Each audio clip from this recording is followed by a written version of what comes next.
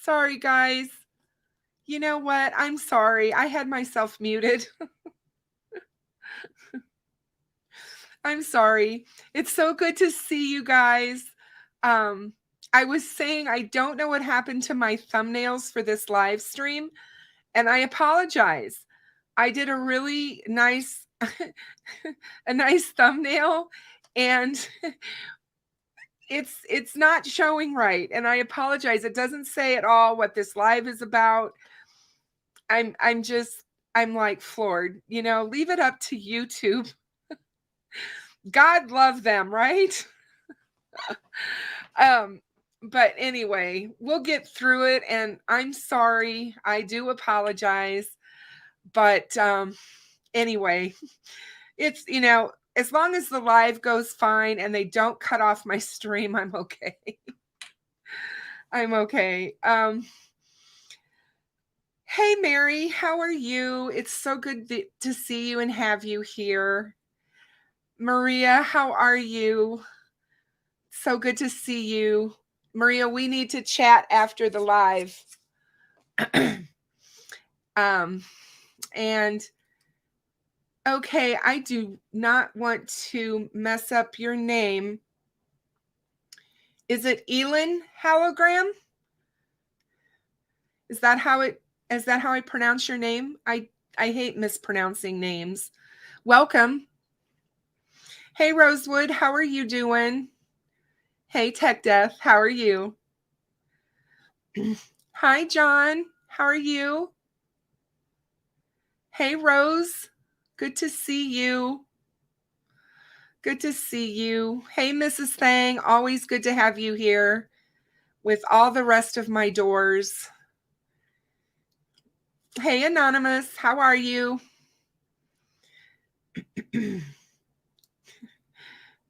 Hey, Music Man, thank you for subscribing. It's great to have you here.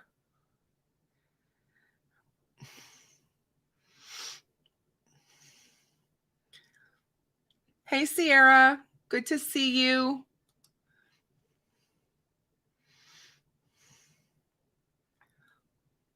Yeah, I don't know. I may not get many viewers. There's a lot of football going on today. Everybody's excited about football. My grandsons were talking about football. I watched some football this afternoon. So yeah, football, right? Hey, Jennifer. So good to see you. How are you feeling?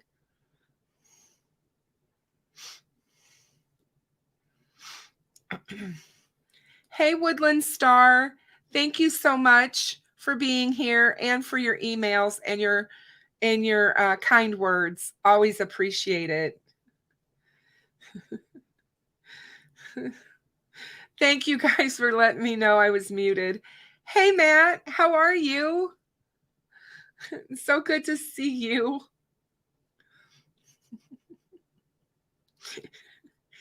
Oh my gosh. Hey, Jess Pam, how are you? So good to have you here always. Sometimes I'm silly. Sometimes I'm truly silly.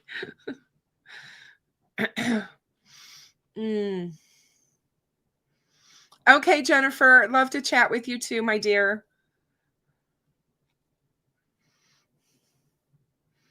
Hey, Digital, how are you? So good to see you. I'm so glad you guys are all making it tonight. Tonight's going to be a little bit different because we're going to do, I'm going to do a Q&A sort of. So I'm going to actually ask for questions, and I'm going to go over some questions that I think some of us have. Hey, Danger Dave, welcome. How are you? So good to have you with us. That's so funny, Rosewood. That is funny.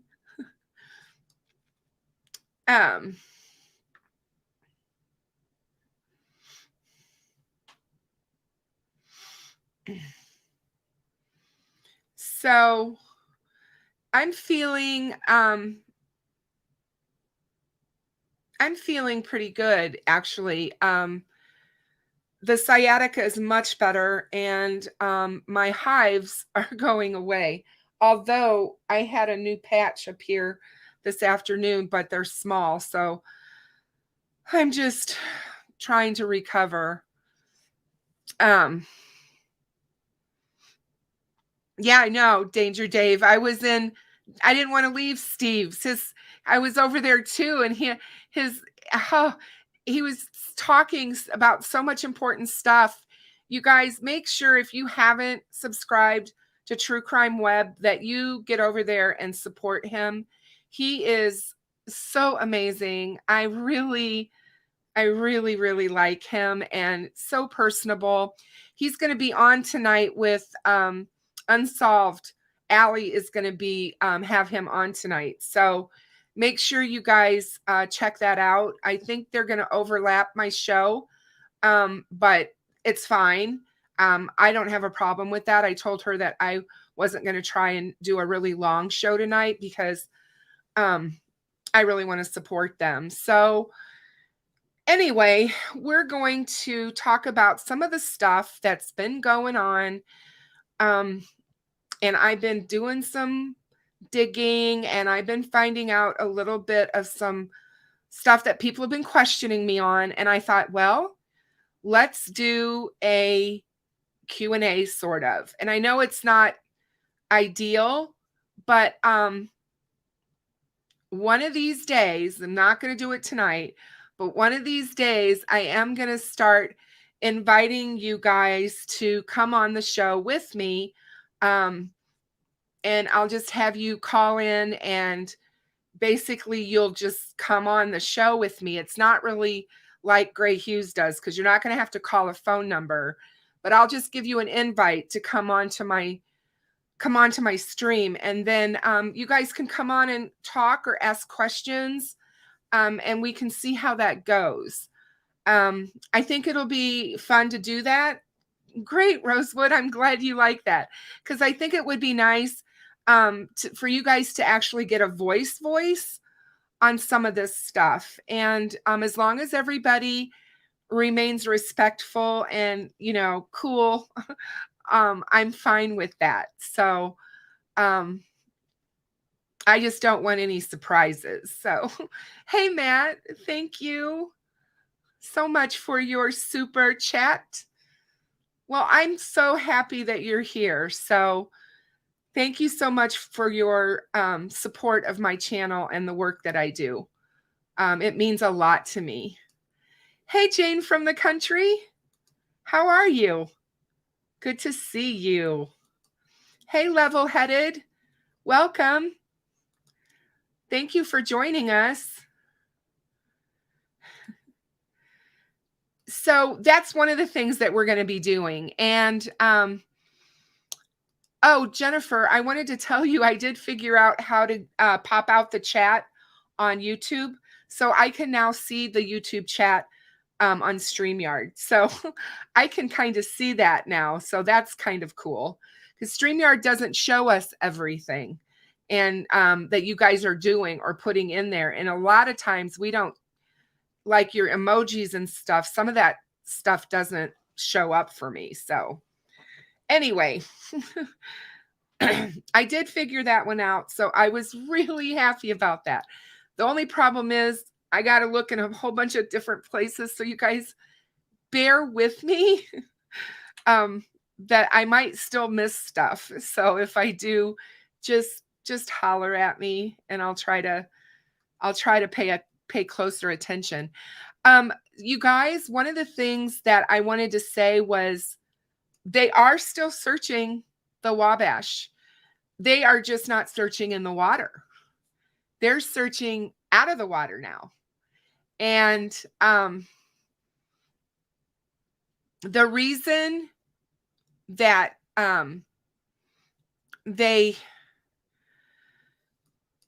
I think that they're searching outside of the water, and this is my opinion, you guys. This isn't official by any sense of the word. You know me, I'm all about facts.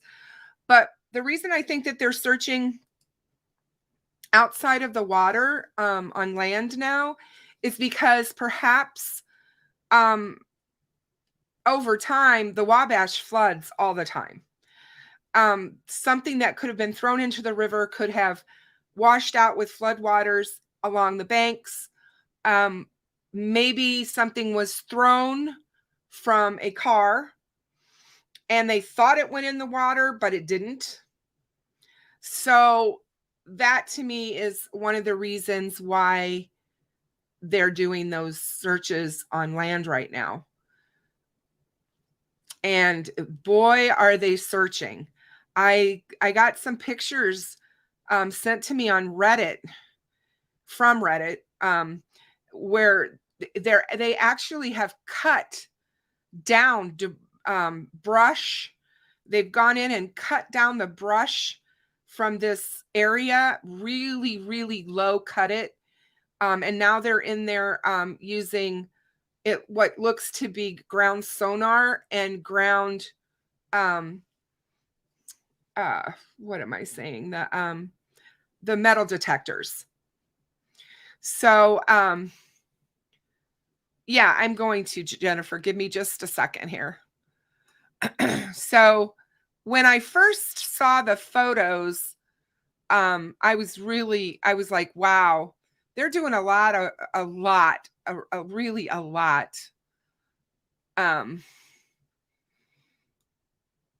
I mean, they're spending a lot of man hours on this, you guys.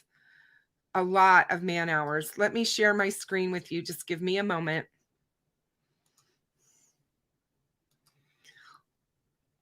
And it's not a huge picture, so it's going to be, let me see if I can get it any bigger. But anyway, I'm just going to go through them. So here's the first one, and you can see the officers back in here. You can see how they've cut down the brush. This was all grown up brush. They're down in here. They're digging. There's guys way back over here in this area, in this area. I mean, they're all over. And they're just, like I said, they're just everywhere. They're marking things. You can see, I think they're doing this by grid, which makes sense. They're grid searching the area because they're marking off spots. And I thought that was interesting as well. It's kind of cool to see how they do this and how they know which direction to go, where they've been, so that they're not crossing over everything, and they look for everything. Now here you can see, this is the girders and the support of the bridge here. And this is the land part that they're looking on and all around. And so yeah, they are on land. They're not in the water right now. This particular picture here, I think was 3 days ago. Yeah, this picture, and they were still looking in this area over here. So they may still go back to the water. Maybe what they're doing is they're going to look in the water and then look on the sides of all of that area, consider it cleared, and then continue to move downstream. I don't know how far they'll go, but it is quite obvious they're getting ready to go into their 4th week with this search, you guys. There is something there that they want desperately.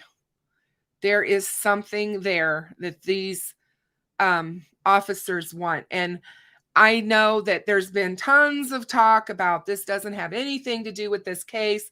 Yes, it does. I'm sorry. There's no way that this does not have something to do with this case. So anyway, I do think it's interesting though. And I'm thankful for all the people that live in Peru and that live in that area that are providing us with the photographs and keeping us up to date on what is going on over there. because, we wouldn't know otherwise. I think they could be looking for a murder weapon. They could be looking for a phone, a burner phone. They could be looking for a laptop. They could be looking for thumb drives. There's a lot of different things that they could be looking for. Of course, they could be looking for clothes, but I doubt it. But they could be. That, very well could be. They could be looking for jewelry, if jewelry was taken off of the victims in this case, which we don't know for sure.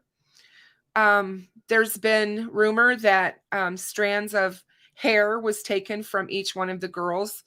I don't know that would be something that they would be looking for, but those are things that they could be looking for regarding Delphi.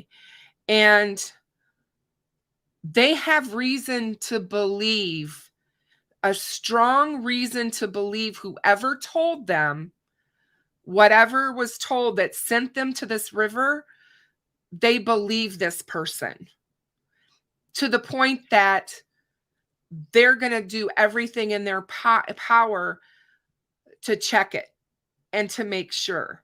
Now, remember, when Adventures with Purpose went to the Kylie Rodney case, I'm just going to bring this up because it's the first thing that popped into my head with what I want to explain. Everyone wants to, hey, Fig, how are you?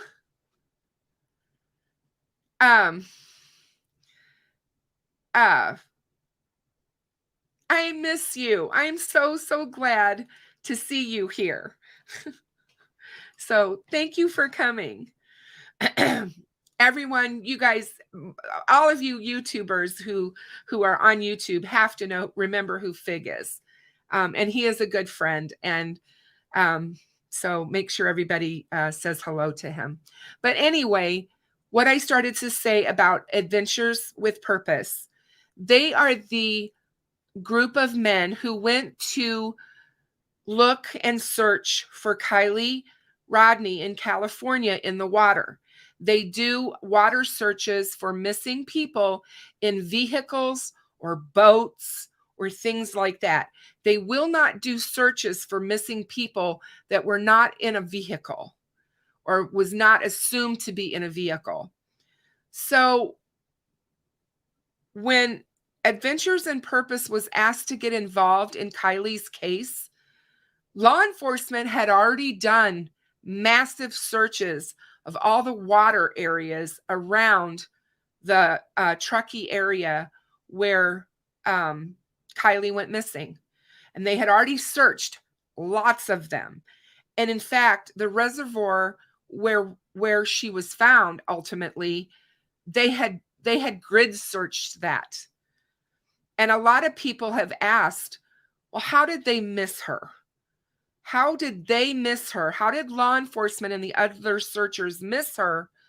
But Adventures with Purpose found her.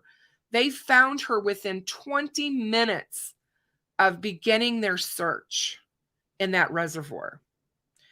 These guys are amazing. Doug Bishop is, I can't say enough about him and Jared. I mean, these guys are amazing and what they do, but they have the equipment, they have the skill set, and they have that determination. And I also believe that law enforcement does too. And we are so quick to throw law enforcement under the bus and say they don't care, or say that they didn't do their job, or say that, why didn't they find her? Doug Bishop talks about how hard it is to locate a brand new vehicle underwater. There's something about the newer cars that make them difficult to see. Now, I know that seems crazy to think that vehicles under 14 feet of water, you should be able to see it, right? Not necessarily. According to him, it's very, very difficult. So they could have missed them, which they did. They went and they found it. So these guys are out there and they're searching this area, and they're going to be as diligent as they possibly can to look over these areas to try to find what they're looking for. And certainly things can be missed, you know. And so, oh, Fig, I'm so glad. I can't wait to have you back on again. You're amazing. So I think it's important that we remember these guys are not playing games. This is not a drill. This is not some sort of crazy training exercise. Indiana has their own training facility with water. They have their own lake that they train on for all of their divers and all of that. This is not a training exercise that's going on in this Wabash River, less than 2 miles from Tony Klein's home and Kagan Klein's home. So I'm just going out there and I'm putting myself out there, and I'm just going to say it because it just doesn't make any other sense. And I agree, Mary. I know that, you know, talking about that, I get that, you know, there's a lot of things that can happen, and we are so quick to judge and to, you know, it's not easy. The jobs that these people do, the searching in water and the recovery of vehicles, the recovery of bodies, all of that, that is a very grueling undertaking. And I can only not even truly imagine what they felt like when they dove on that car, found it, realized that it was Kylie Rodney's car, and realized she was inside. That had to be horrific for them. And because he always tells you he doesn't want to find them. That's what he wants to be able to do, is clear it and say nothing. So I just think that we need to be careful about throwing shade on law enforcement that are out there doing these grueling types of searches and things that they do, because yes, they're going to make mistakes. They're human beings. They're not perfect. So there is a lot going on with that case, and we're not going to talk about that case tonight. But I just want everybody to remember and to recognize the good works that these people are out there doing. Gonzo has been here. He's talked to us about it. We know that it's not easy. He's been through it. He's out there. He's doing it. You know, he's constantly boots on the ground, and he is working all the time, looking and trying to help missing people. And there are cases that are near and dear to him. And he will tell you that, you know, it's hard work. It's hard work. It's like looking for a needle, not in a haystack, but in 200 square miles of cornfield. And that's kind of what we're looking at here with what's ever happening in Peru. Hey, Captain, how are you? Oh, it's so good to see you. I hope you're doing well. So good to have you here. So what I want to say about that is, remember, if somebody threw something or got rid of some evidence somewhere, it's not as easy of finding it as just walking out there and seeing it lay on the ground or see it floating in the river. You know, it's going to take a while, and it's going to take some time. And I'm just happy to see they're still out there and that they're still working it. And we can only hope they find what they're looking for.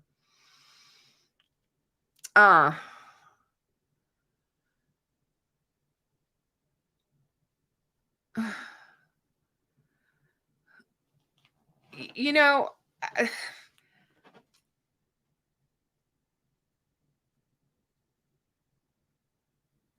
I just think that there's a lot of people on YouTube for a lot of different reasons. And we can agree to disagree. We can be very respectful in our disagreements and our arguments. There's a lot of people on YouTube that want this case solved. Right now, and probably for the last at least 4 years, the Delphi murder case is the biggest case in this country, if not the world. Everybody knows about it. Everybody's talking about it. It's all over social media. You can't get away from it. When it's coming up in TikTok videos. People are covering it on TikTok. People are covering it on Instagram. It is everywhere. And that's a good thing. It is a good thing because the more eyes and the more the case gets people energy and people wanting it solved, the more pressure can be put on law enforcement to solve this case. Not that I think they need a lot of pressure, because I think they want it solved. I do. But yeah, we just have to give them the time. But I wanted to show you those photos because those were sent to me this week, and I hadn't shown those to you. So I wanted you guys to see those. And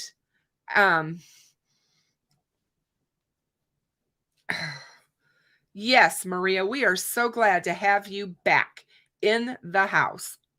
So good to have you here. So one of the things that I wanted to talk to you guys about, hold on a second here.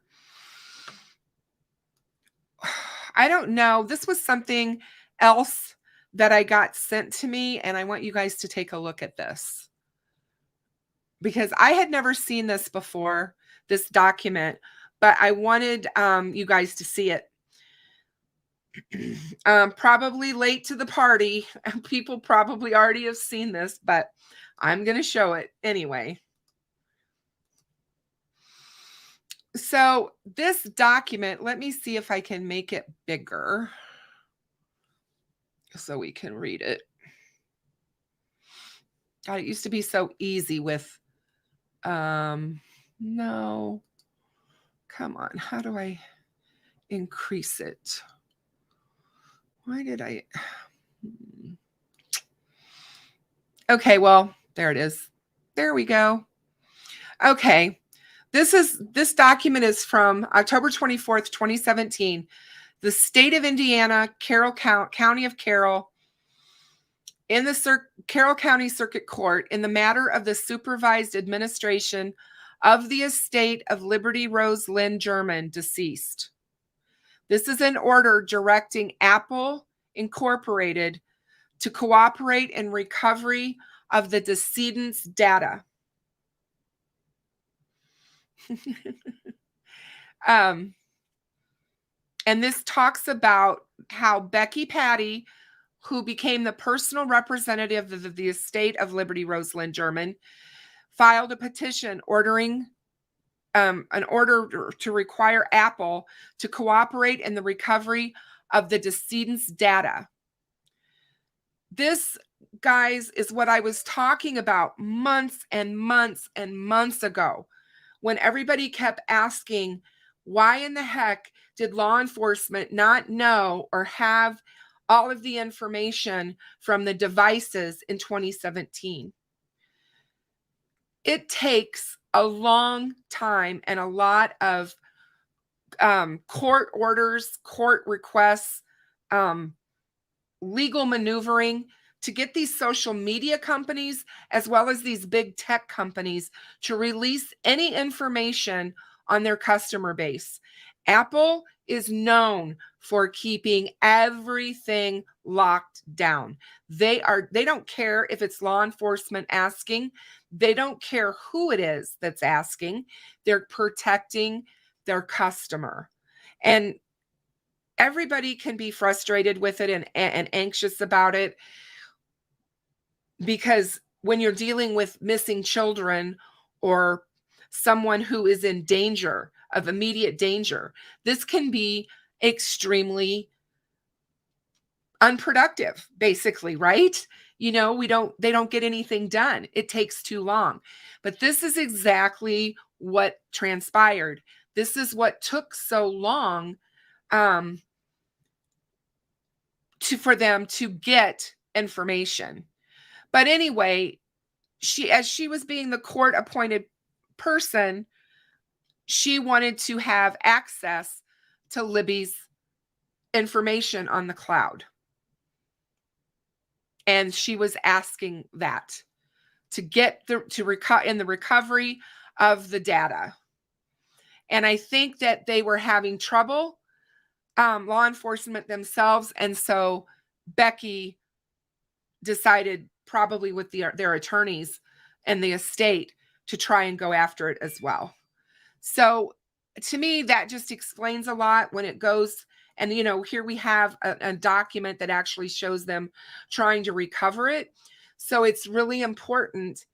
Hey, Allie, how are you? Welcome to the show, my dear. And it's fine. You don't have to explain. It's so fine. But yeah, it's not easy to get that information. And sometimes it can take a long time of legal battling and legal, maneuvering to try to get this out of these companies. So I just wanted to bring that to bear to show you guys, what's going on there. So, we've been talking about a lot of the questions that people had in the early days, because I still think going back to the early days of this case is important. I think we need to go back and look at what was going on in that first few months. Who were the active players? Who was pushing the narrative of this case? Who and where were we, the public, we, Joe Public? How were we getting our information, and who were we getting it from? Were we getting it from law enforcement? Was it fact-based? Were we getting it and gaining it from social media? And if we were getting it from social media, who were those people that were spreading that narrative or pushing that narrative?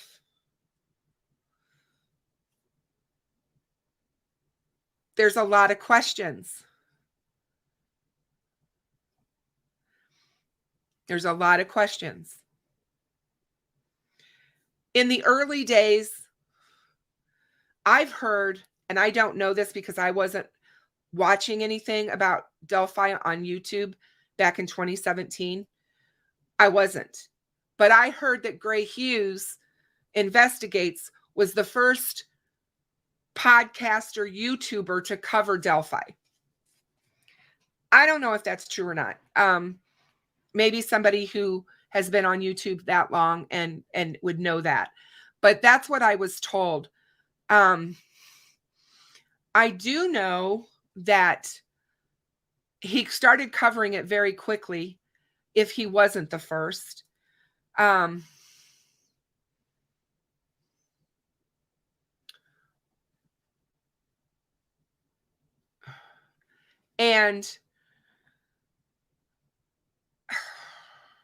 there are others. I know who was pushing the narrative on Reddit.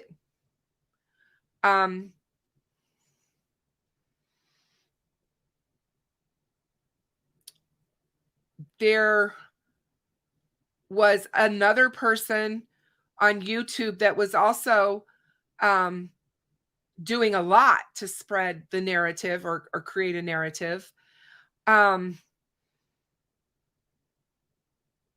We need to ask ourselves, where did we get our information in the early days of the Delphi investigation. Hey, Grizz. How are you, my friend? It is so good to have you in the house. One of my favorite doors, you guys, Grismatically Clever. Please go look at his channel and like and subscribe. He's really great. Great creator. I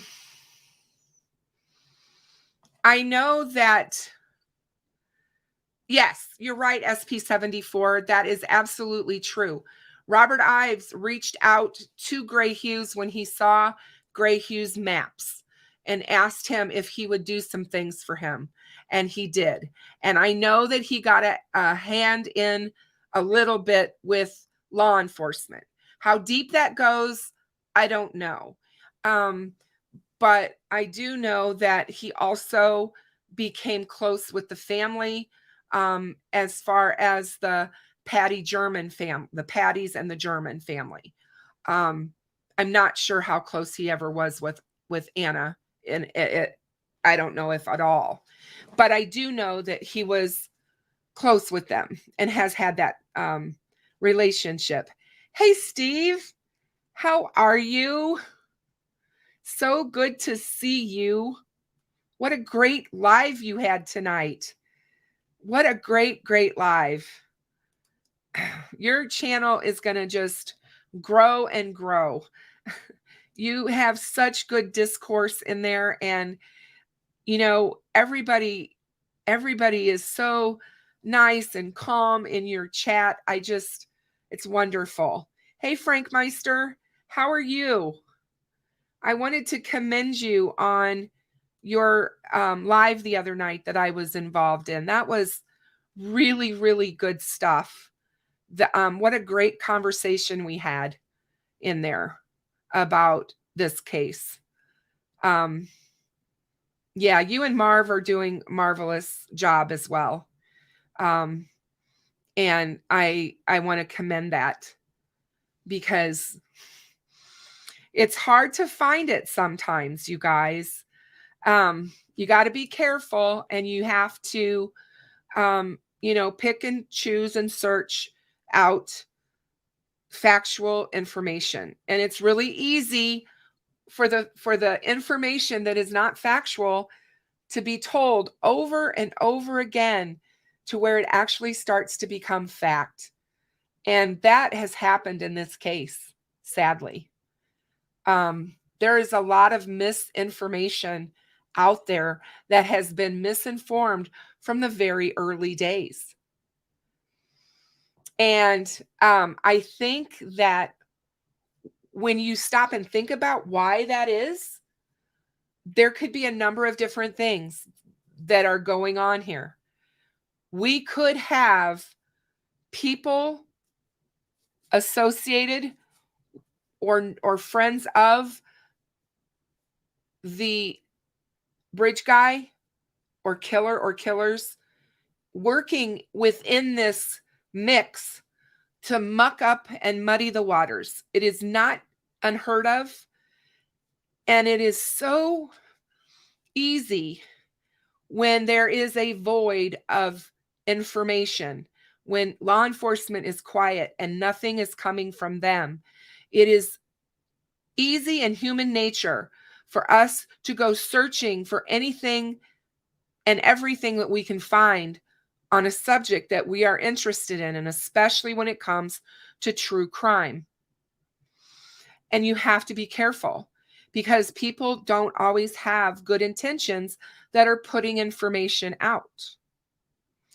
And it's really hard, because I keep trying to tell everyone that I've talked to over the last 5.5 years about the case, fact check everything as best you possibly can.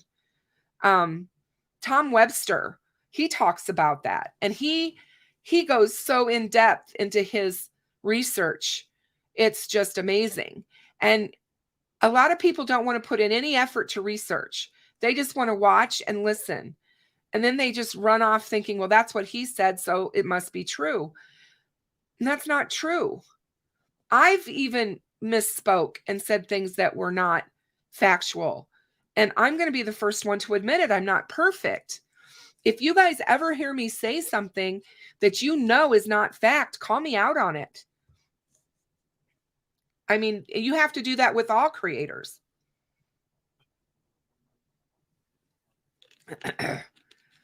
So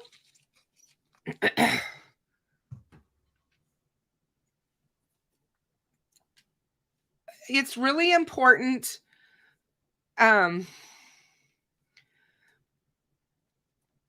for everybody that comes into my chat tonight that's not been here before to follow the rules.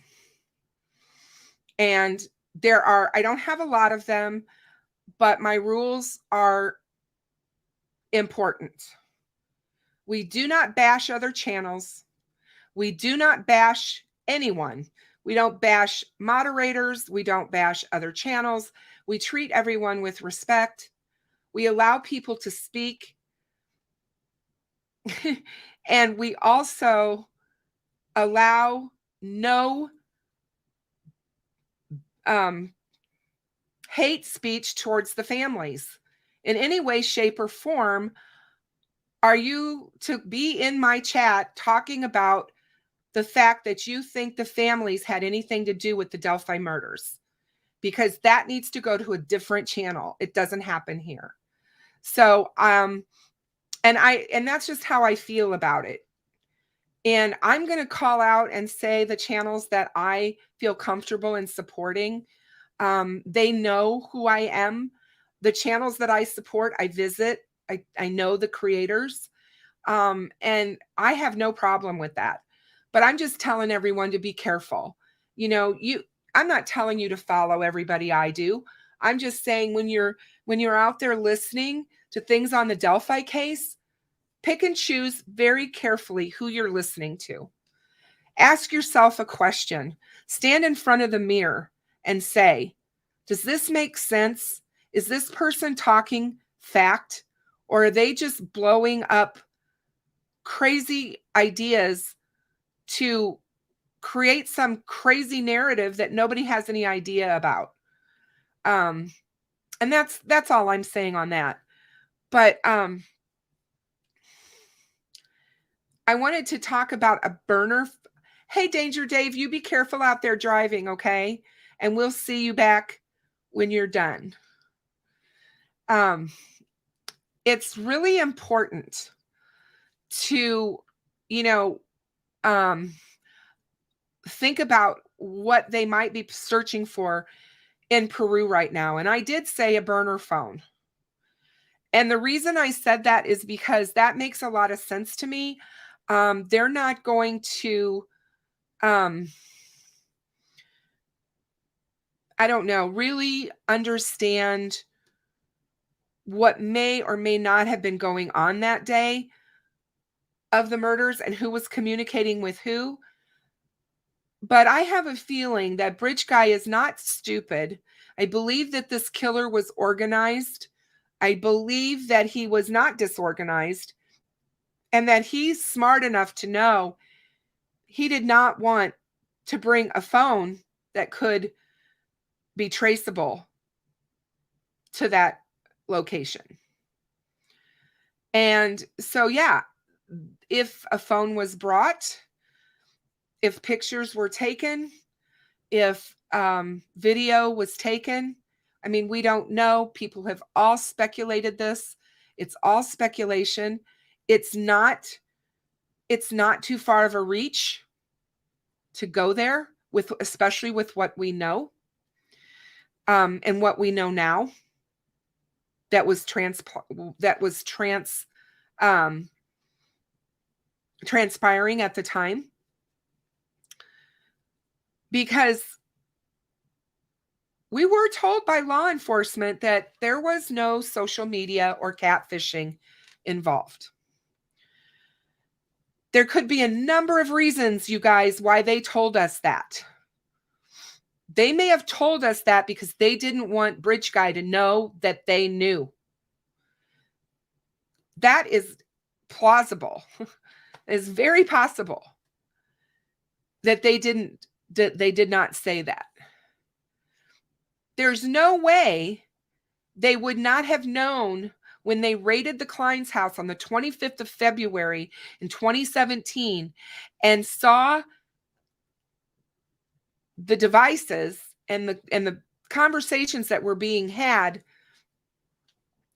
and especially if they got the device that actually spoke to Libby the day she went missing and was ultimately murdered. Because that text or that message would have been on that phone and they would have been able to see it, right? And so one of the things that you have to remember is that, again, it takes a long time to get this technical data in these cases. They don't always have it at their fingertips. So, and they were wiping stuff. And they're still not wanting to tip off Bridge Guy John. They don't want to tip their hand.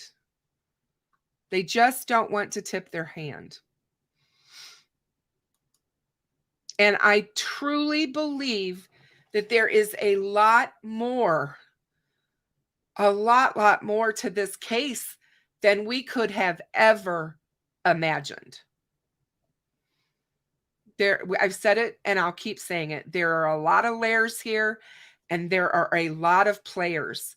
And it was a conversation that was going on in Frank Meister's channel the other night when they were talking about somebody had mentioned the 60 to 80 to 100 additional officers that were going to need to be hired when this case ultimately comes about.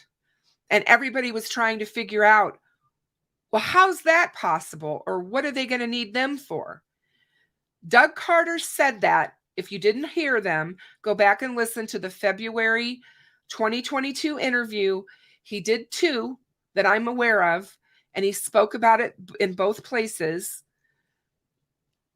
And the reason is, this is the largest CSAM case in the history of Indiana that has been uncovered because of Abby and Libby's case and because of that search in February of 2017.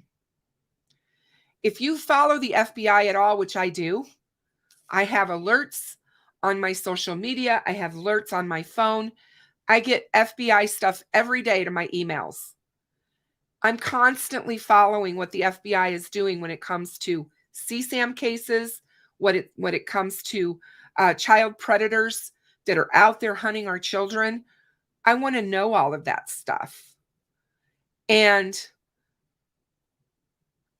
the last one that they just did, they did a huge raid. I talked about it in about, I think, 3 or 4 lives ago, but it was out of the Nebraska field office is where that one was executed. I don't remember how many they said, but they had U.S. Marshals Service, Homeland Security, the FBI, the agents, they had local law enforcement, the sheriff's office. They had people from all of those jurisdictions placed all over the country, ready to pick up these individuals in this particular CSAM ring. And when they did, they rescued 35 missing children. This was just a few weeks ago. And they do it. They explained the FBI agent in charge of the field office in Nebraska in Omaha talked about this. He said that they do this way. They coordinate this because they do not want anyone to run. They don't want them to run. They don't want them to get rid of evidence. And they don't want them to hurt or kill victims that they may have in their possession. So it takes a long time. Do you know that that raid that they did took them 9 months to plan, to coordinate? 9 months. So that it's not something that just happens like this. So when everybody asks, well, why did they leave Kagan out of jail? Maybe they left Kagan out of jail because they knew that they needed him out and doing whatever to try to get their fingers on all of the players in this ring.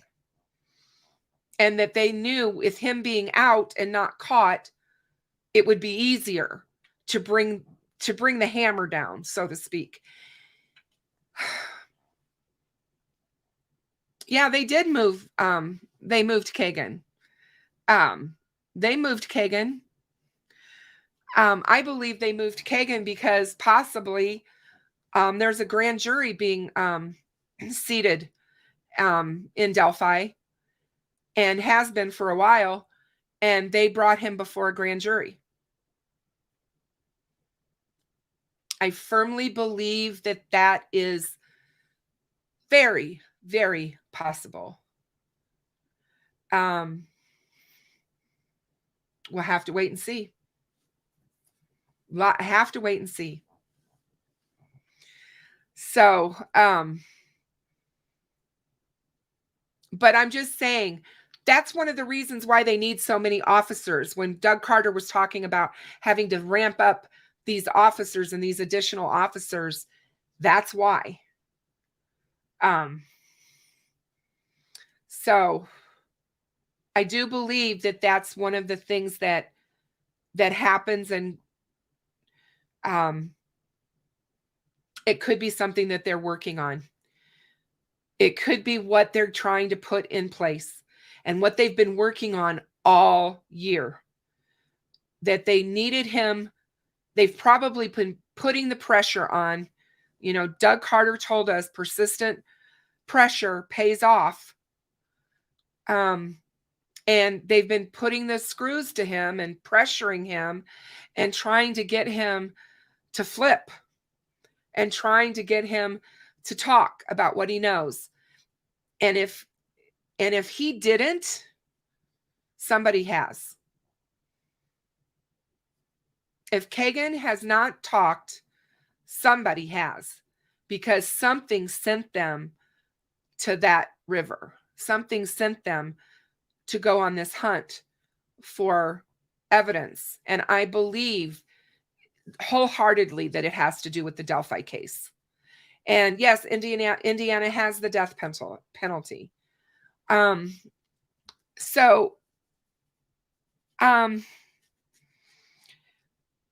We're just going to have to be patient and wait a little bit longer and just keep watching what's happening. I do think it's interesting. You guys, keep an eye out on who is putting out information and who isn't. And then ask yourself, why did they stop? I don't want to throw people under the bus here, so I'm not going to mention names, but I'm just telling you, pay attention to people who were actually deep into this case. They were making lives, they were doing videos, they were posting Reddit posts, they were big on Facebook. Who got quiet and who shut up? Ask yourself that. And why? Where'd they go? Why are they silent? What do they know? What's going on?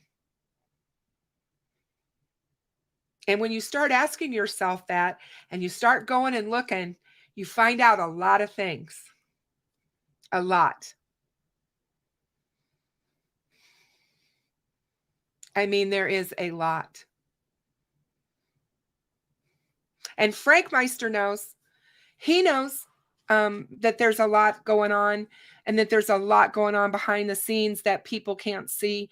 And, you know, when you have witnesses, Mart, I'll answer your question. Hey, Gonzo, how are you, my dear? It's so good to see you. Yes, tons of things. I hope your ears were burning. I was talking about you earlier. I was talking about you earlier. Gonzo is in the house, ladies and gentlemen.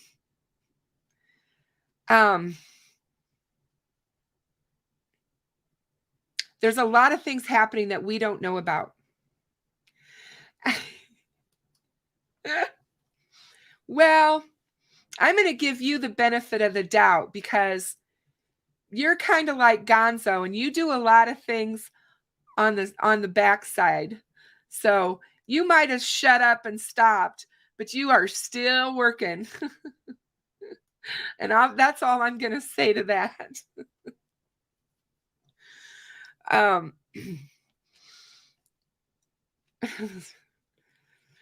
But yeah, you guys, these guys that are in here now, seriously, there's some super sleuthers and some really great human beings besides.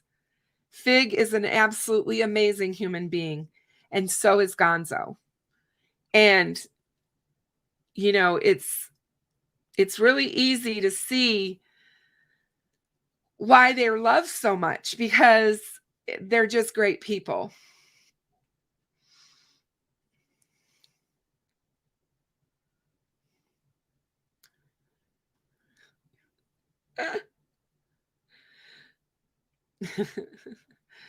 Yeah, he's double rainbow grismatically has had a wrench. He's had a wrench from me since I started my channel, basically. He has been a moderator for me from the way back.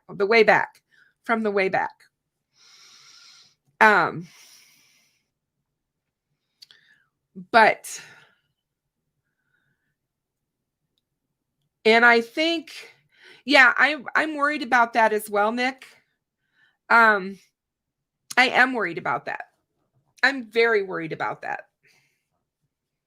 That's why I said law enforcement is not going to take Kagan out of jail on some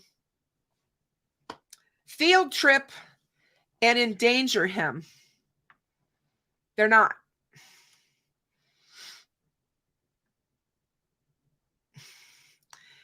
Oh, yes, you do belong in the same sentence. Yes, you do. I started my channel in the end of February, Boston Christian. So I've been about 7 months now. I had a Delphi subreddit first, Delphi's Daughters, and then I came here. I still have my subreddit, but I really do a lot on YouTube now.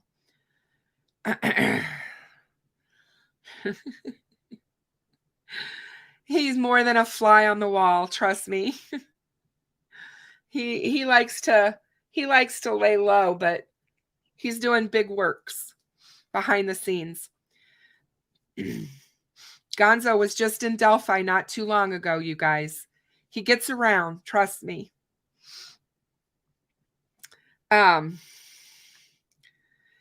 Yeah, Frank Meister, I think it was about the same time that you and Marv did. Yep.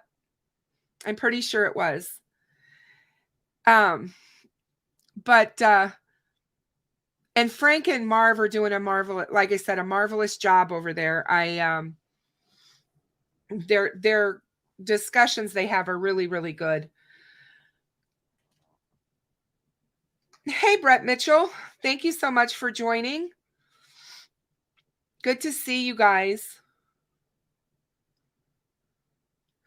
Gonzo is always on an adventure. I live vicariously through his adventures. I'm here to tell you. Hey, AJ, how are you? I missed you. So good to see you. Oh my goodness. Oh my goodness. So good. I missed you so much. I am so glad to see you. Are you feeling better? Please tell me you are feeling better.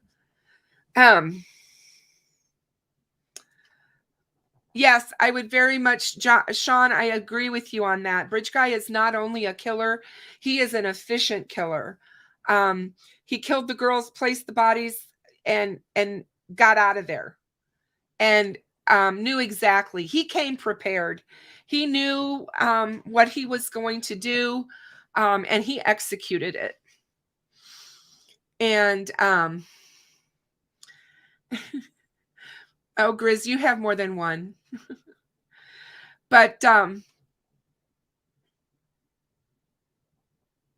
yeah, no kidding, Gonzo. We do need her. We need her. AJ is all about good. She's all about the good stuff. Mrs. Thang, thank you so much for your 5-month membership to my channel. Thank you so much for supporting me for 5 months. I appreciate you. I appreciate anyone who supports my channel. And there's so many different ways to support it. You don't have to be a member. You can support it by just simply hitting the like button and sharing my video. You can buy me a tea. You can do that. There's so many different ways that you can support me. I do have merchandise now. You know, you can wear one of my hoodies. I don't know, whatever. But you can support me in a number of different ways. And I love the fact that you guys come here and sit with me for an hour and a half and talk about some of the most horrific things that we have to talk about. Because it's not easy. It's never easy to talk about these cases. And oh, Frank Meister, thank you so much for joining. Thank you, thank you. I appreciate you. It takes a lot to put into these lives that we do, you guys. There's a lot of things that happen behind the scenes. There's a lot of stuff that we do. And yeah, I don't know. Like I said, I just really feel like we need to give each other kudos for what we do, because it's not easy sometimes. And sometimes we have to step back and take a day or two off. And thank you, Frank Meister, for your super sticker so much. Thank you. I appreciate you. And Nathan, I wish I could give you a virtual hug for saying that, because that is exactly how I feel. Anybody who blames Kelsey needs to be smacked. So, but there is so much, Lisa, in this case to think about. My head explodes when I think about the amount of information that's out there. I just do. How did I miss that one? Hold on a second. 906. Where is it? There it is. Hey, Sunshine Kicks. Thank you so much for your super sticker. So appreciate you. Thank you. So yeah. The other thing I was thinking about with this burner phone that we were talking about was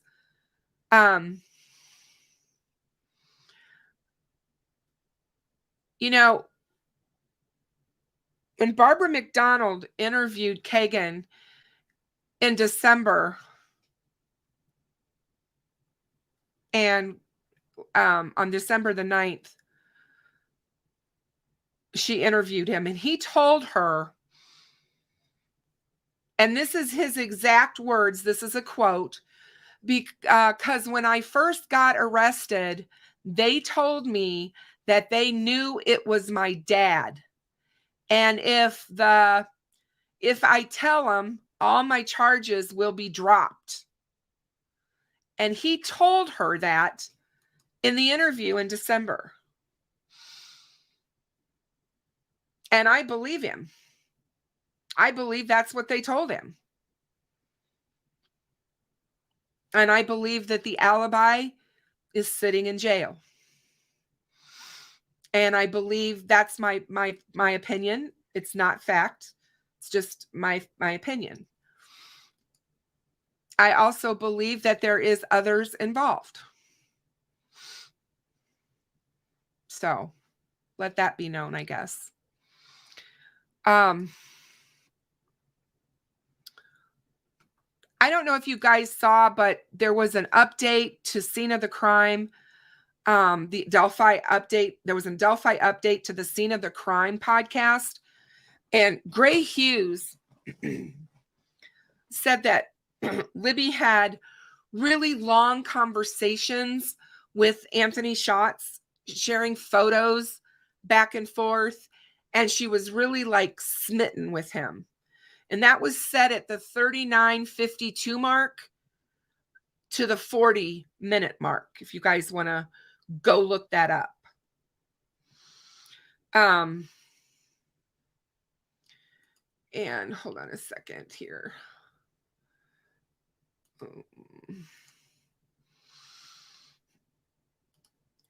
And let's see.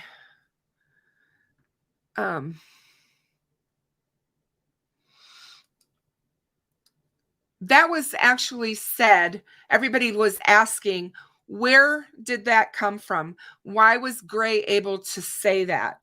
Because it's actually in the interrogation document that the murder sheet released. They talk about conversations. I'm not sure about the photos, not sure where that's coming from.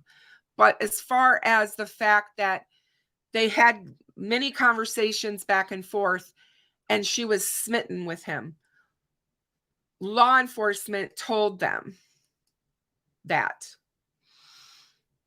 So, hang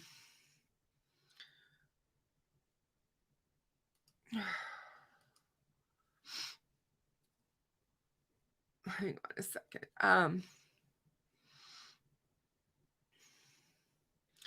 I see it's going to be a troll night again.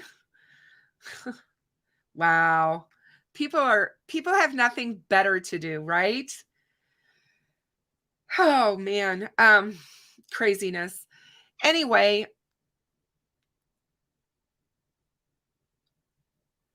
I know that Abby and Libby were normal 13 and 14-year-old teenage girls. Yeah, I'm not sure what's going on. I don't know what happened to all of my moderators. It's like they're gone. Hold on a second. Let me see what I'm doing here. Hold on. There's AJ. Guys, we're being trolled. If you could please help. It's not, I'm trying and it's not. Hang on, guys. There we go. Yeah, hang on a second. I'm trying to just give me 1 second, you guys.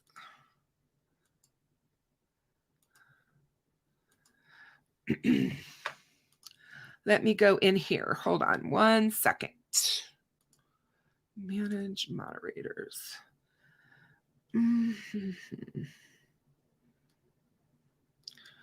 Oh, what is her name?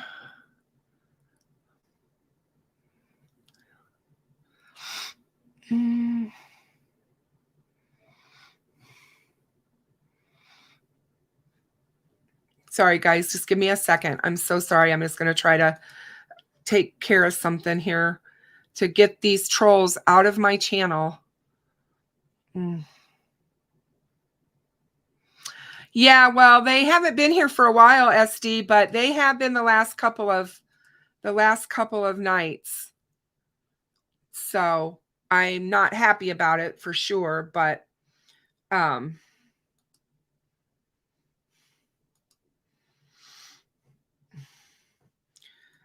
don't understand. Will one of my moderators please talk to me? AJ or Maria, will you please tell me if you're getting these trolls? Because when I'm trying to click on them, it's not letting me. Are you guys getting them or not? Because they keep coming in. So I'm just wanting to know if you guys are watching or listening or whatever. It's fine, but we're being trolled like crazy over here. So I just need, thank you, AJ. I love you. I love you. Thank you so much. Okay. No, they don't, Frank. They don't. It's they don't have an idea of what it takes to do this and the time that it takes us to do it. So I don't understand why this person is able to post if they've been blocked. I just don't get it.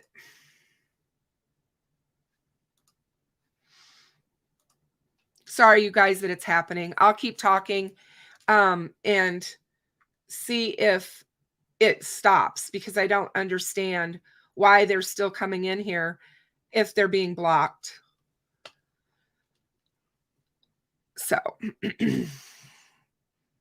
okay, Maria, thank you. Thank you. So somebody's just sitting at their computer doing this right now. That's all they're doing, is they're just creating new accounts to come in. So it's fine. Let them have their fun. Sorry that it interrupted this, you guys. I really am.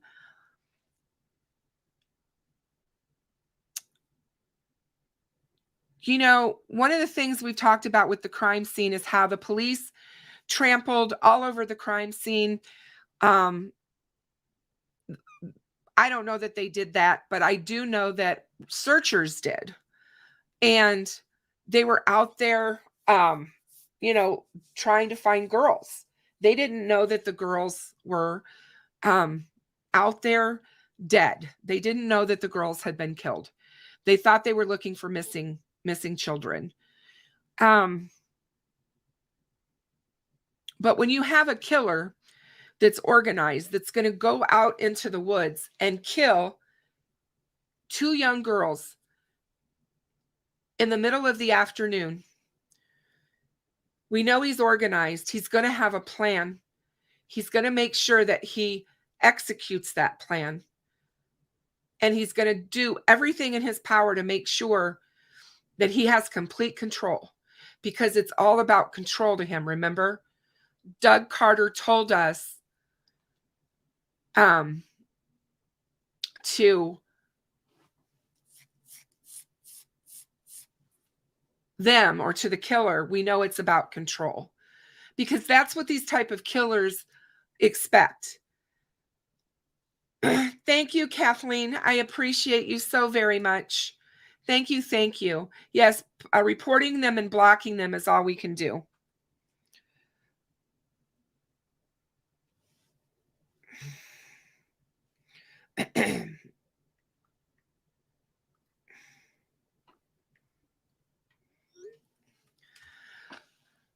So,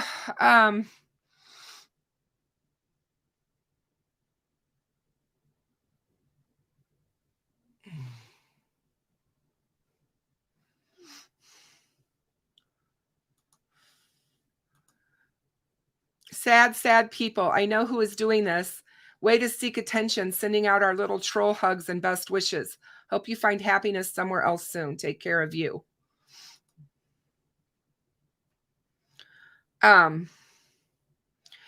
Never Silent, thank you so much. I will definitely add you as a moderator in my channel, and I'll do that as soon as I can. I just can't do it right this second.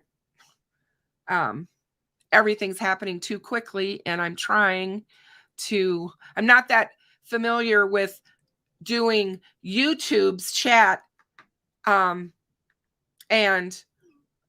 StreamYard's chat, and then what they really should do is allow us to just click on a name in the chat and make you guys a moderator, and it doesn't allow that. So I don't know how to do that. I have to do it after the show. So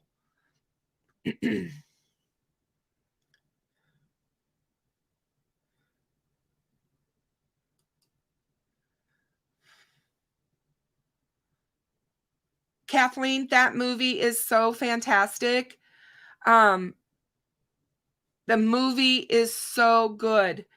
It made me cry. It is a fantastic movie. So I just want you to know that. So Polygraph, can you tell me how to put it on subscriber mode? Where do I do that?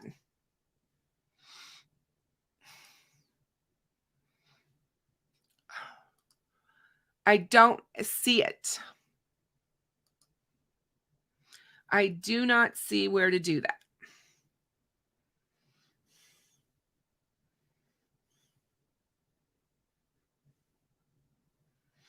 Let's see.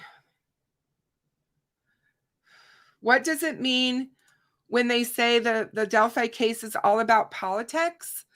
Well, politics comes into any of these cases. You have a prosecutor who is an elected official, so that's a political spot. You have a sheriff who is political. It's an elected position. And you have people who view things one way or another. Most of the time, and when you have a big case like this, any elected official wants it solved. They want it done because constituents are going to come at them, and they're not going to want to reelect you, for one thing, because they don't see you doing your job. If you can't successfully arrest and successfully convict a double murderer for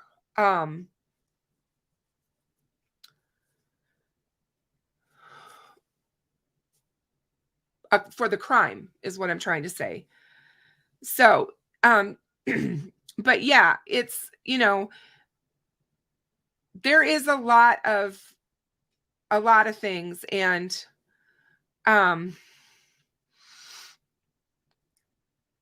so you guys, I see what's happening here. They're getting them in YouTube. They're actually getting them, but they're coming in. I'm seeing them. It's a delay. The chat is delayed from YouTube to StreamYard, which is where I stream from, the software I use. So that's what's happening here. If you guys go to these channels that are doing this, click on them and report them to YouTube. That is the best thing that you can do, because they will kick them off the platform and not allow them to be here anymore. So, but that's the best thing that we can do for stuff like this, when they try to come in and do this. And it's just miserable that they think that they have to do this. I haven't been trolled in months, so I know who it is. I know exactly who it is. And that person is as low can possibly be. And that's all I'm going to say on that subject.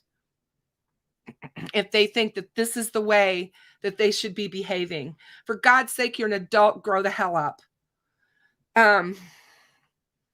Thank you, Nathan. Thank you for saying that. Yeah, thank you so much for saying that, because yeah, that's exactly what this person is.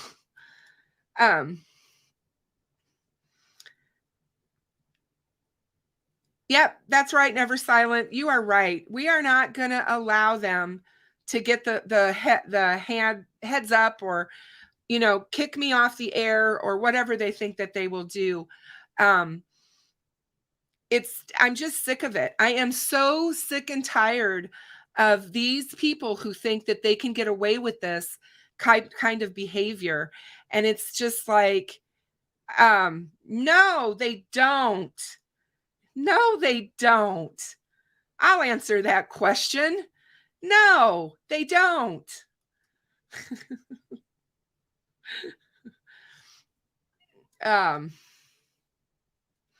But anyway, I love you. Thank you, guys. Thank you so much for you know, thank you for sticking with me. I appreciate it. There's 150 of you in here, and this is not what you signed up for. So I'm sorry. But you know what? Yeah. Thank you, John. I love you guys. Thank you so much. Maria, thank you for hanging out with me, and AJ hanging out with me and helping me with this because, yeah.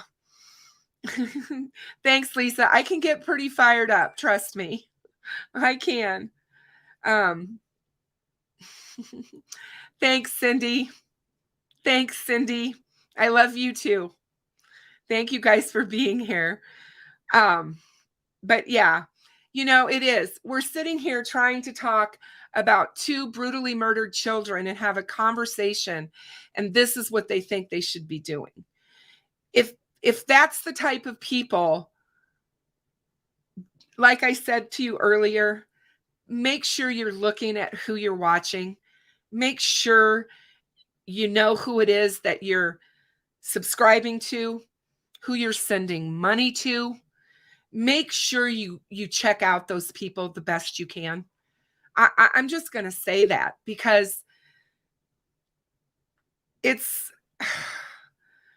just sad. It really is. I don't understand it. I mean, everybody here that comes here is always so kind, and it's just, I don't know. I just don't understand. Like I said, I want to keep the narrative on the girls and on the case. And,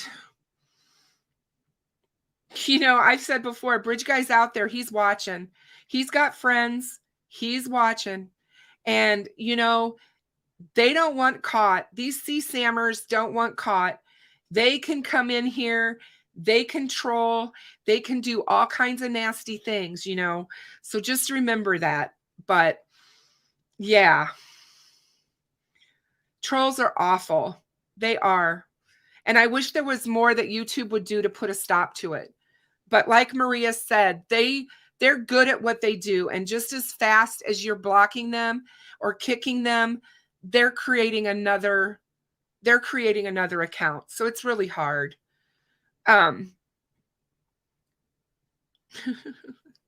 Thank you, Rosewood. I love you. Thank you for being here. So, all right, let's try to get back onto the topic so we can get through this, okay? The other thing that I wanted to talk to you about was the integrity of the investigation. People...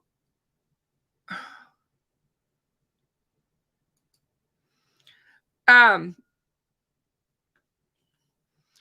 I will say is the person is not in this country, and I'm not going to say any more than that. That's all I'm going to say. And I understand that you don't want to support them, but you'll figure it out. You will figure it out. And yeah, like Fig says, they're just trying to shut down conversation that they don't want us having about this case.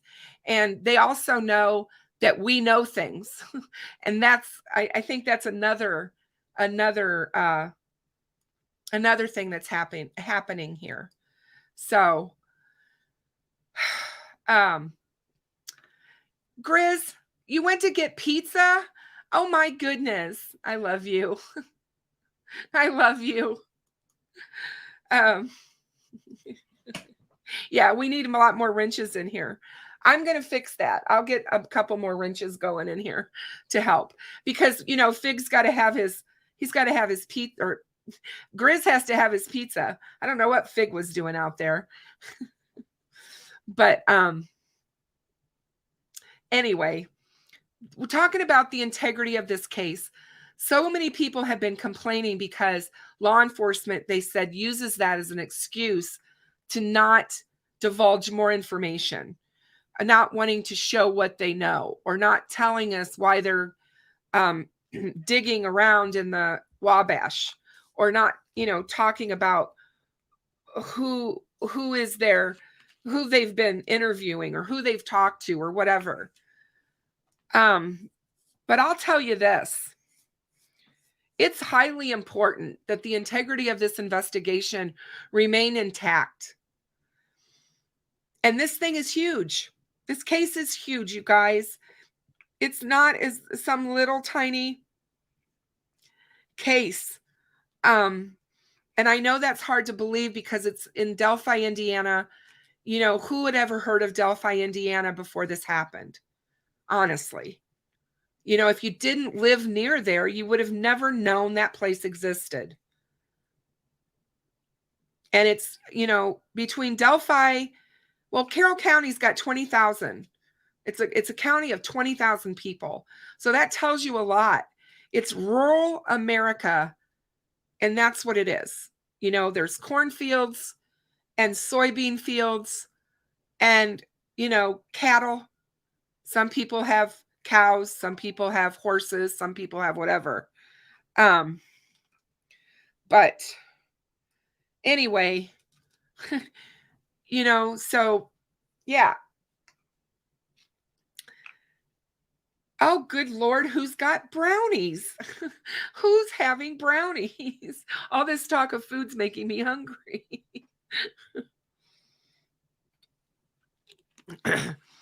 So, yeah, the integrity of this investigation needs to remain intact. That's where there's a lot of things that people can't talk about. There's that you may learn, some things you may learn that you're just like, well, that's not going to get put out on the airwaves because I don't think that that's going to help anything, you know, but hurt the case. So just remember that when you're being critical and you want to know more information, I try to bring you as much information as I can possibly bring to you every week. I try to give you things to think about. I try to give you lessons on the law as the best I can. Try to talk about subjects that, you know, the type of criminal, the type of killer. We've talked about motive. We've talked about his personality disorders. We have talked about so many things, and I try to do that to help you guys to better understand what this case is all about, because in my opinion, the more knowledge you have about those types of things, the easier it is for you to understand what is going on, possibly behind the scenes. And because I've sat on a grand jury, I can tell you how grand juries work. And I've never sat on a grand jury in Indiana, but I have in Illinois. And I can tell you that they're highly secretive, very protected. And that's for a reason. That those grand jury deliberations and the grand jury testimony that they're hearing is extremely secretive. It is to protect those grand jurors, and it is to protect those witnesses. People want to know why has some of the witnesses that were there that day on the bridge or on the trails have not talked, because they've been told by law enforcement not to since day one. When they became a witness and law enforcement took them in and interrogated them and took down their statement and did whatever they did with them, they looked right at them and said, you will be a material witness in this case when this case comes to fruition. And you may end up right on the stand. So you cannot talk about this case to anyone. They tell you that. This is exactly how it works. And they tell you, please do not divulge what you know and what you have told us here, because it can damage the case. So when you have people going out, walking around, and coming onto social media and saying, look, I spoke to this person, this person, this person, and this person, and they told me all this. You really have to take all of that with a grain of salt, because if they're truly witnesses, they've been told not to talk. And as SD just said, and put their life in danger.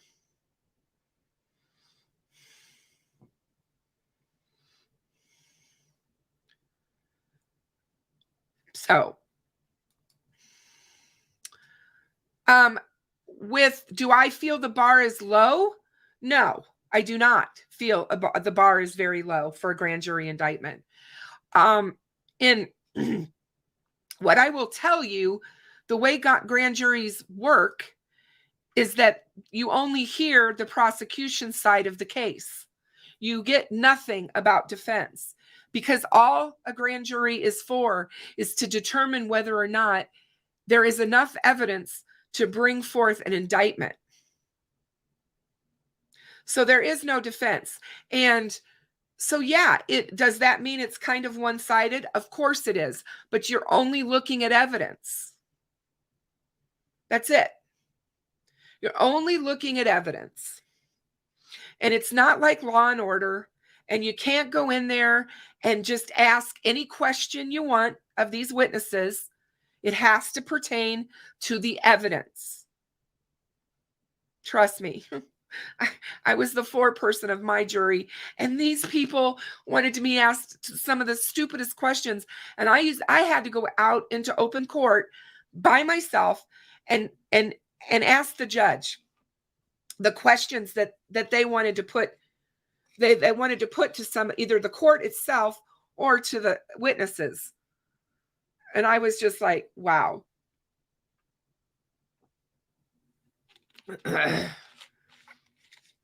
It's grand juries they're big deals. It's not like a petit jury. It's not like your regular jury where you guys get called for jury duty and everybody tries to get out of it. Grand jury service is totally and absolutely different. And no, they do not. They do not. They do not.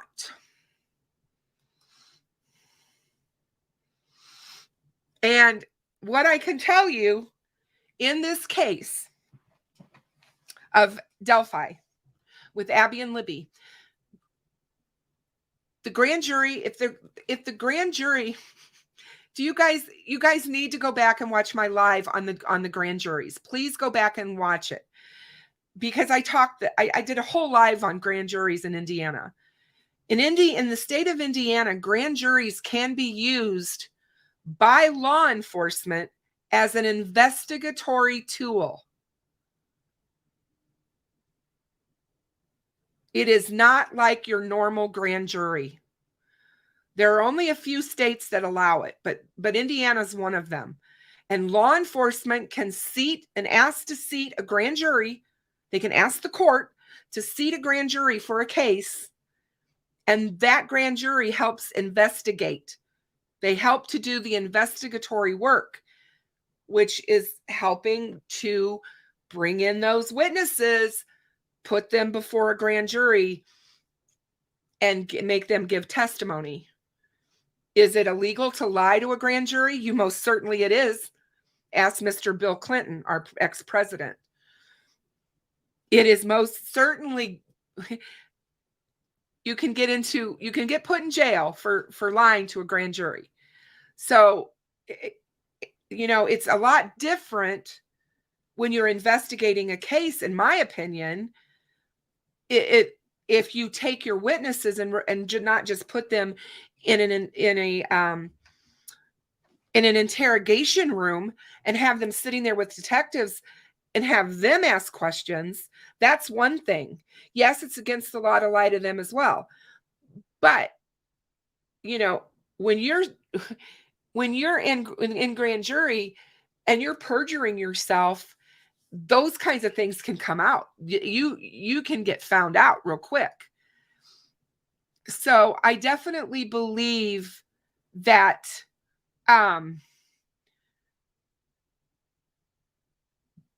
they probably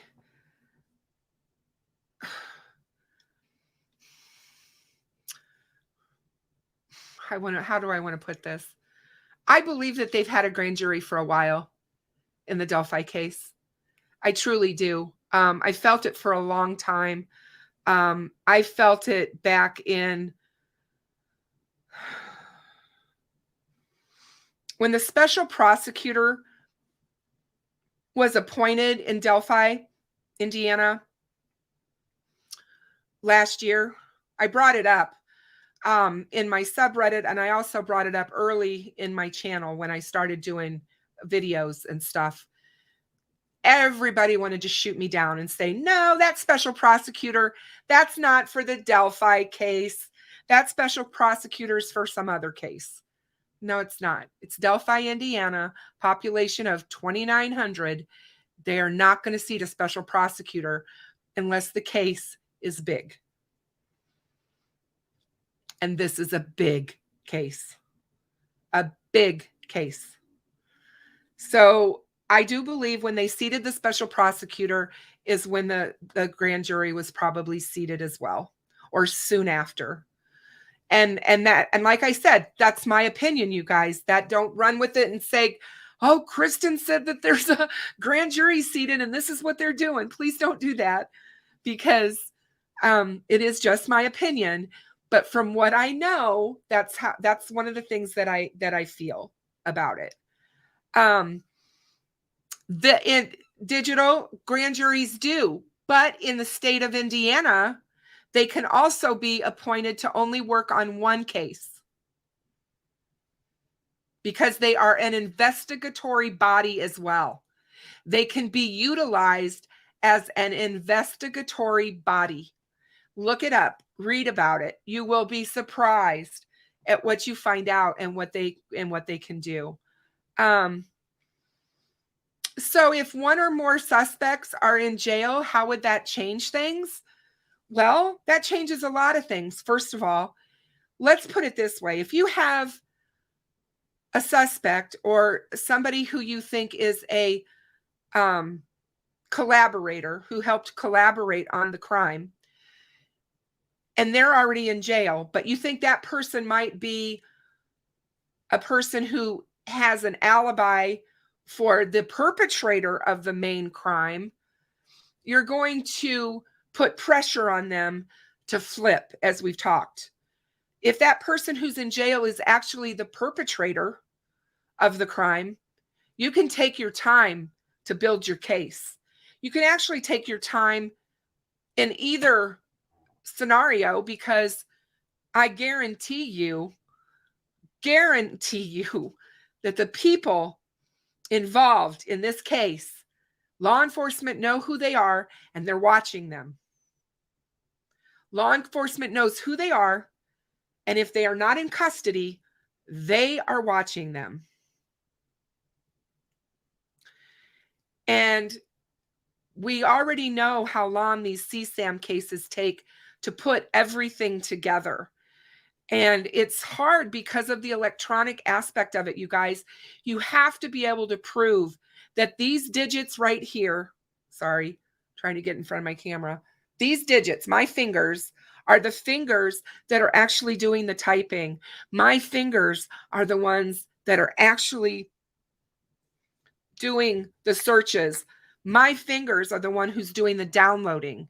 My eyes are the ones that's looking at the CSAM. Now stop and think of what I just said. That's really a lot. You have to be able to prove that beyond a reasonable doubt in a court of law. And that's why some of these guys get off, because they don't have enough solid evidence, and a good defense attorney can rip them apart and say, well, that so-and-so's phone could have been left out on the workbench at work, and somebody could have gotten that phone and did all that and looked all that stuff up. Or you've got a computer in a house that's used by multiple people. You have friends, neighbors, you have relatives coming over. How do you know who it is that's sitting behind that keyboard? So those are the kinds of things with the CSAM cases that can take a long time to build that trail of evidence and behavior. And Digital, it is not indefinite. Digital asked about the grand jury and how long do they last? Can it be indefinite? No, they are given a time frame, and I believe it starts out at 18 months, and then every 3 months or 3 to 4 months, the grand jury has to report to the court, and they have to either ask for more time,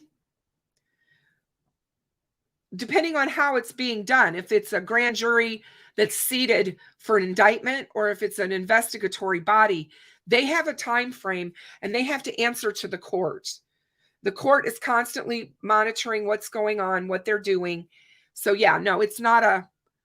And as far as I know, if it's investigatory, they convene more than once a week. So when I sat on the grand jury, we convened once a week. We heard multiple cases, but that was in a different state. And we don't have the same kind of grand jury. We don't use them as investigatory bodies as Indiana does.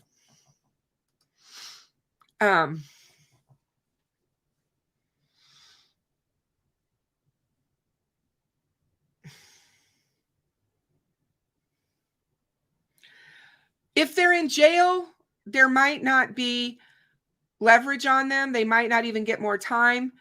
No, that's not what I mean. Like, if they're in jail, they can actually, the investigators, the law enforcement side of it that's outside trying to gain evidence for the crime, they're the ones who can take more time in putting their case together, because the person's already in jail and is not going anywhere.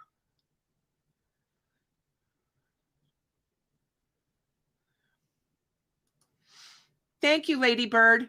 Essentially, it's to provide fairness so the prosecutor doesn't always just swear charges with the judge. It's up to the peers to determine if it's time to indict based on probable cause. Because you have to, grand juries, I think, are important. I would never want to see grand juries go away, because otherwise you've just got law enforcement out there that can get all this evidence and run over to the prosecutor's office and say, here, look at this. We want this person indicted for this double murder. And he's like, okay, fine. Rubber stamped it, sends it to the court, and you've got your indictment. That's not fair. That's not a fair and just system. Because at least with a grand jury, you seat a grand jury, you show them your evidence first. Good prosecutors do that because in these high, extremely profile cases, because they want to make sure that the evidence that they have, that they present in front of that jury, is good enough evidence for that jury to indict. Because, as I said, they're not hearing any defense testimony. They're only hearing prosecution. And if the prosecution's evidence doesn't alone convince those jurors in that grand jury, you don't want to take it to a jury trial. Do you see what I mean? You don't want to do that. So that's why it's important. And it is a learning curve. And did the grand jury screw up in John Benet Ramsey's case? Yep. I firmly believe that they did. But that's, again, we're talking about human beings, guys, and human beings make mistakes.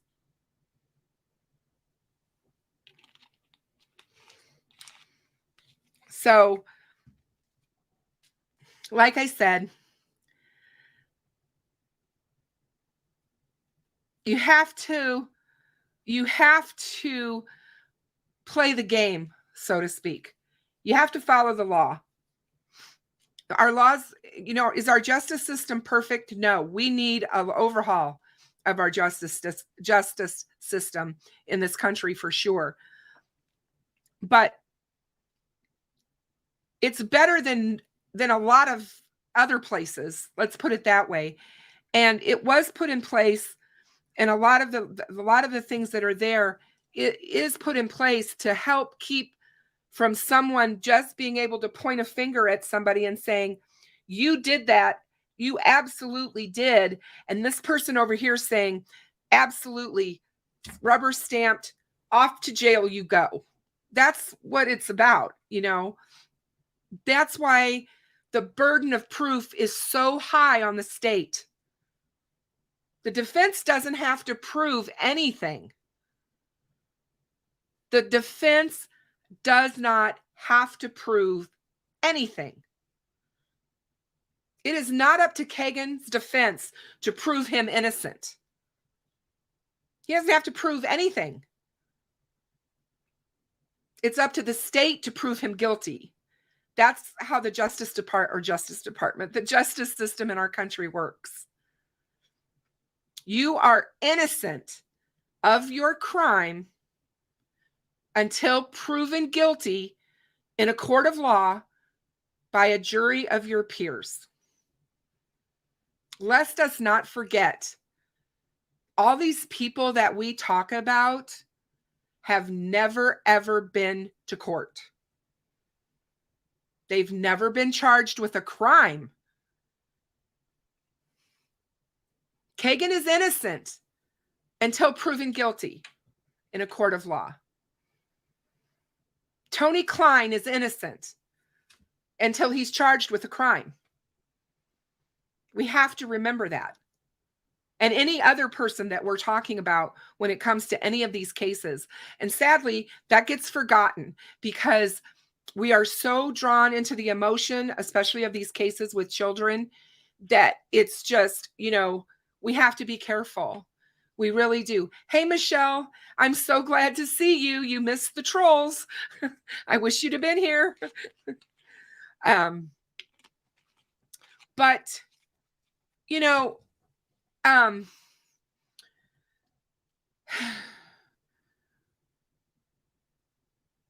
it's really important that we just remember those things. Welcome, Michelle. Glad you're here. They have to be able to place either the murder weapon in their hand, the murder weapon at the scene and connected to them, or they have to be able to place them in that crime scene. That's what they're trying to do. That's why Doug Carter has said all along, it's just this little piece of the puzzle that we need. A little piece of the puzzle, the breaking of an alibi.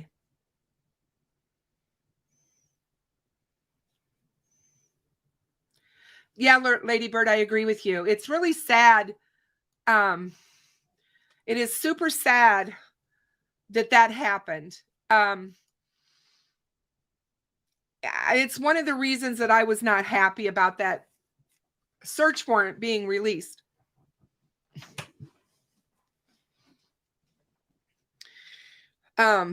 So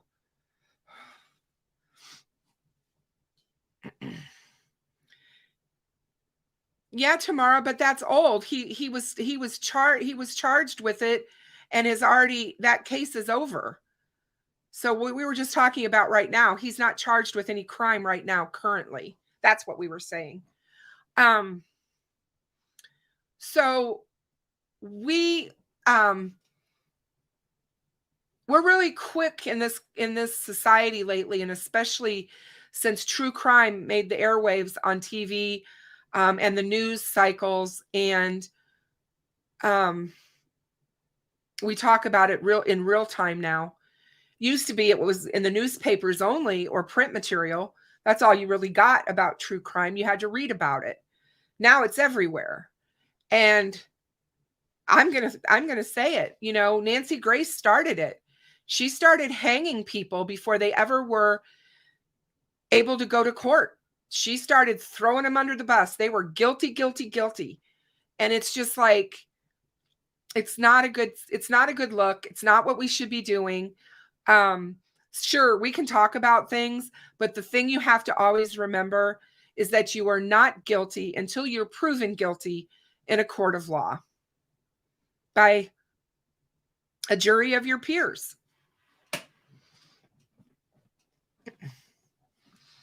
So I believe that we will see a lot of things happening in the next in the next little while, I'm going to say.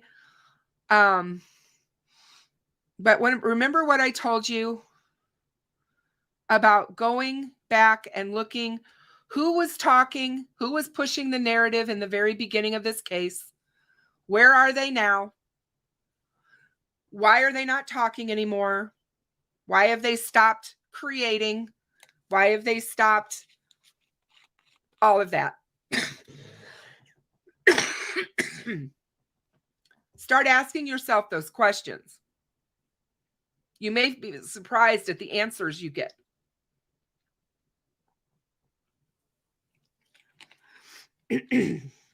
Because it's interesting. It's very, very interesting. Tim, I so agree with you. It is irresponsible reporting and people without self-control that are the problem. Yes.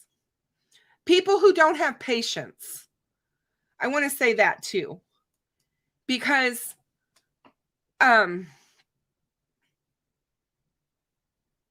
you know,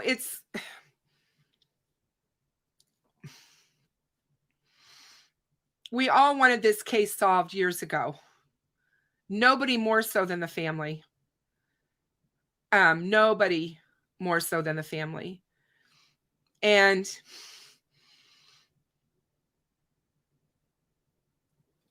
it's important that we remain responsible adults, that we treat each other fairly, with kindness, with consideration, as we talk about the cases, as we keep the cases out in the public eye. It's all good for them. Flora has got so much stuff that needs to be talked about with that case. And it's so funny when you talk about Flora intertwined with Delphi, and the trolls come out for that dinner as well. They come out and want to shut you down. And don't you ever say that these two cases are connected.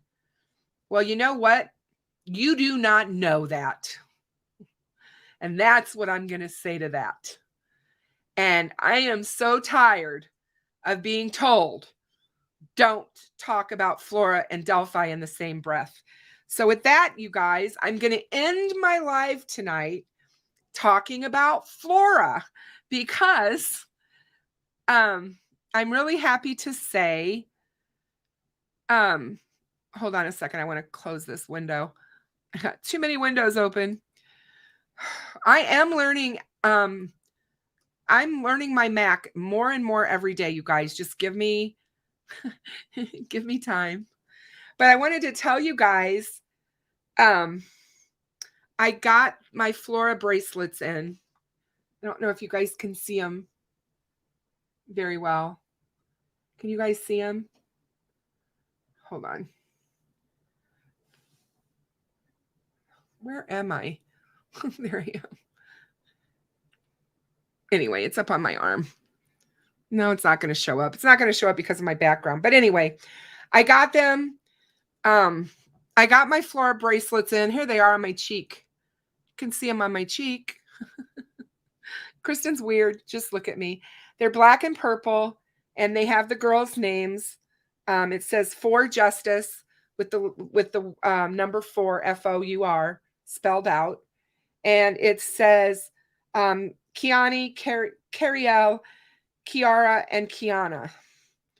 And I'm going to be giving away Flora bracelets along with Delphi bracelets now on my live streams. So I just wanted to let you, guys know. So I'm going to go ahead. What we're going to do tonight is, let me get my StreamYard giveaway tool pulled up.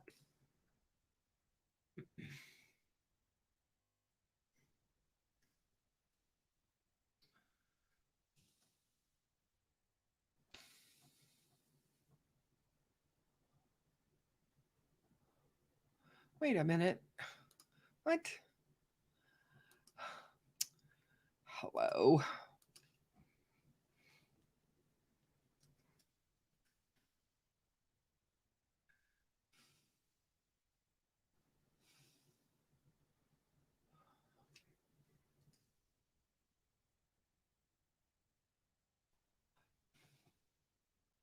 There it is.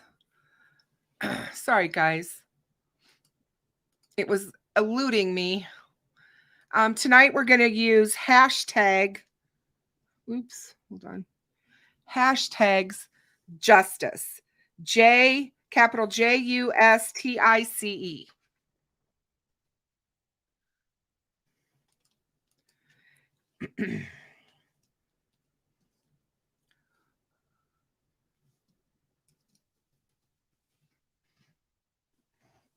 So go ahead. If you guys, Pam, have you not received it yet? Go ahead and send it to me, and I'm going to go look in and see what day it was that I mailed yours, because it should be coming to you. I've not had anybody get lost. So yeah, go ahead and send me your address again. You guys, you have to email me your address if you win, and I will send them right out to you. Now, I want to let my moderators know that I will send you one of each. I'll send you a Delphi bracelet, and I will send you a Flora bracelet, because I want my moderators to all have them. So if you have not won and you're a moderator for me, just email me your information. So I just got the Flora bracelets, Pam. So that's probably why you haven't gotten it, because I'll have to go look, because the Flora bracelets just came in yesterday.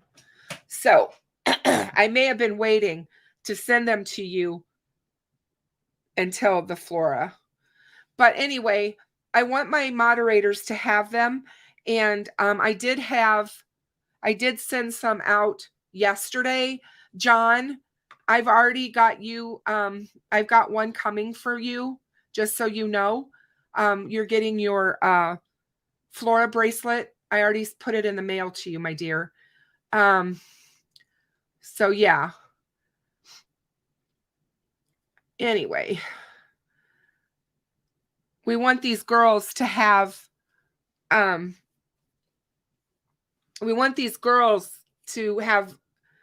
us wearing these. I want these worn until these cases are solved. I haven't taken mine off. Like I said, I wear them all the time. And now I've got my Flora bracelet, my wristband on there, as well. And it's just something that I just feel that it's the least we can do for them. Oh, John, thank you so much for your super chat. You're so sweet. No problem. I wanted you guys to have these. And what channel are we talking about that's been taken down?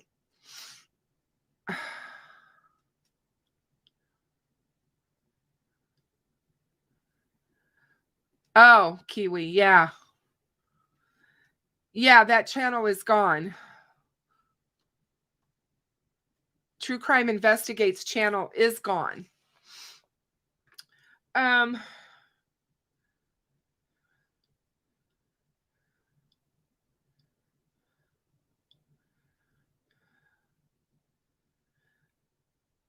So, hold on a second. I was going to go back here. Yeah, just make sure you guys put in hashtag justice. I've only got 6 people, and I had 150 people in my chat. Please make sure you hit the like button, please, and subscribe if you have not, and click on the bell, because when you do that, you get notified the next time that I go live. I'm going to request my email address to come up for you guys, and there's my email address, so you can email me your information if you lose or if you win tonight. And I'm going to do 2 2 drawings. So let's, this is the first one. So far I have got 8 people. Never Silent, if you will please send me an email with your channel information or your YouTube information, I'm going to add you as a moderator for my channel. Thank you so much for everything and for hanging out tonight with me, Never Silent.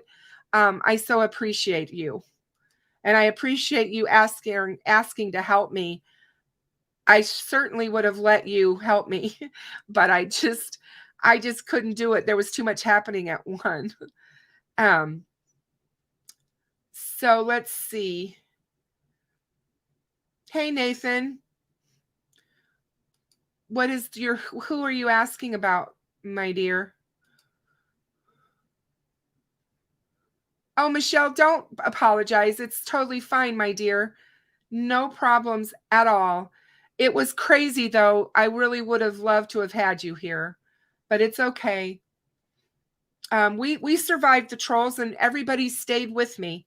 I was so appreciative of that.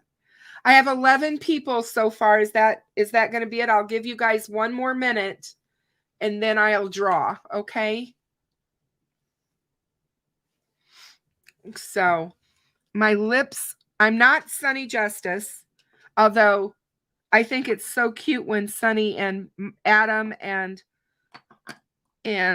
Deb all do their lip gloss thing. They're glossing, but my lips are so dry.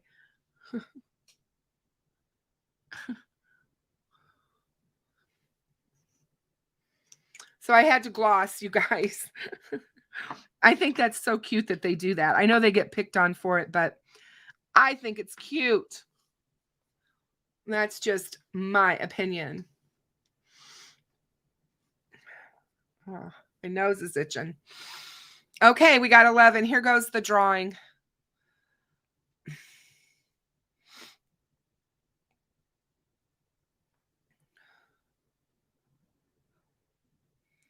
Awesome.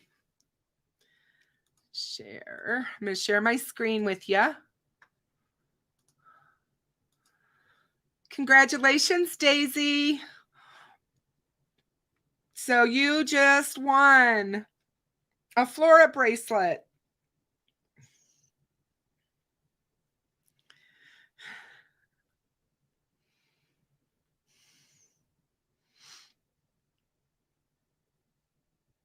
Thank you, Metal Mama.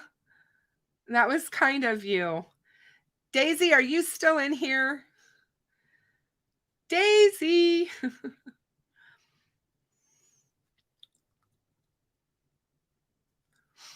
If she's not in here, we'll draw again. Daisy. She was in here. I hope she didn't leave.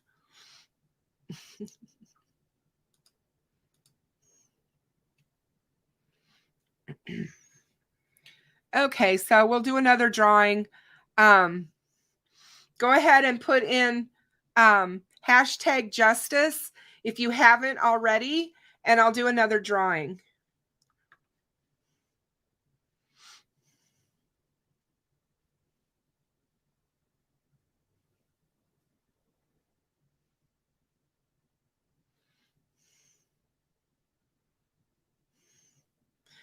Uh-oh, what was she choking on her pot? Hey, Hoosier. Hoosier, if you email me, Hoosier, cold cases. Are you listening, my dear? If you email me your information, I'll send you a Delphi and a Flora bracelet. Just email me. Okay? You don't have to participate. I will send you one. Hi. Hi, dear. How are you? It's so good to see you. Daisy, you're a winner, my dear. You're so welcome. You're so welcome, Hoosier. No problem at all. You're one of the good ones. I want you to wear these bracelets or these wristbands happily. You're one of the good ones. I like lurkers. I like knowing that people lurk. I know some of the people who lurk my channel, and I like it because I always know they're there. So, Daisy, I'm so excited to send this to you. I just can't tell you. So make sure you send that to me, okay? All right, I got 16 in here. We're going to go ahead and do one more. I'm going to draw one more time.